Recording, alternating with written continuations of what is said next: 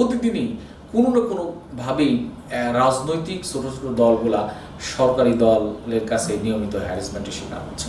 এই জায়গাগুলো সরকার যদি ভালো না করতে পারে তাহলে মানুষের যে মনোভাবগুলা এখন বিপ্লবী মনোভাব।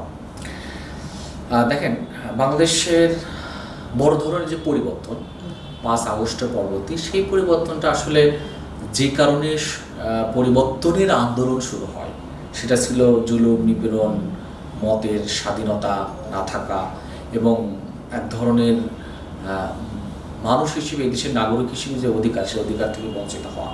যার কারণেই 5 আগস্ট তৈরি হয়, এদেশে ছাত্র জনতা আন্দোলন করেন। কিন্তু সেটার পরে দেশের মানুষের ভিতরে যত পরিবর্তন আসছে, সরকার গঠন করার পরে সরকারের সেই ধরনের পরিবর্তন আমরা লক্ষ্য করি না। আমরা দেখি যে সরকার আগের মতোই চলতে চান। 5 আগস্টের আগে যেমন সরকার ছিল বা তার আগে যেমন রাষ্ট্র চলতো, ঠিক সেইভাবে চলার জন্য এক ধরনের আমরা এদের সরকারকে সেই ধরনের তৎপর দেখতে পাচ্ছি। সেই জায়গায় থেকে বলতে পারি যে নিঃসন্দেহে মানুষ এখন আর এটা দেখতে চায় না। মানে খুনাখুনি, হানাহানি, দ্বন্দ্ব ফাসাদ, মারামারি, এই ধরনের মানুষ এটা প্রত্যাশা করে না।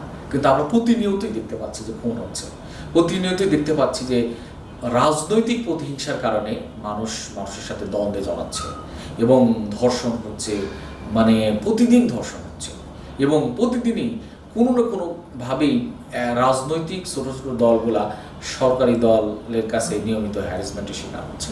এই ধরনের এটা কখনো জনগণ প্রত্যাশা করে না। এটা জনগণের প্রত্যাশিত জায়গা কোনো সময় ছিল না, বিশেষ করে এখনও নাই। তো আমরা বলতে চাই যে এই জায়গাগুলোয় যদি সরকার চেক আপ না দিতে পারে, এই জায়গাগুলো সরকার যদি ভালো না করতে পারে তাহলে মানুষের যে মনোভাবগুলা এখন বিপ্লবী মনোভাব, এখনকার এই প্রজন্ম বর্তমান 5 আগস্টের পর জনগণ পোষণ করেন, এই মনোভাবগুলা বাড়বে। বড় ধরনের আবারও কোনো উত্থান বা বিপ্লবের এক ধরনের সৃষ্টি হতে পারে, যার মাধ্যমে সরকার বড় ধরনের প্রতিক্রিয়া করতে পারে।